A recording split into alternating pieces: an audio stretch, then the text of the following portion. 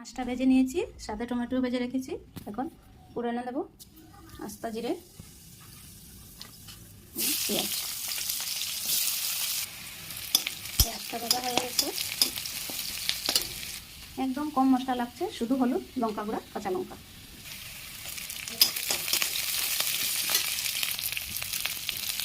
মশলাটা দিয়ে দিয়ে একটু ভেজে নেব।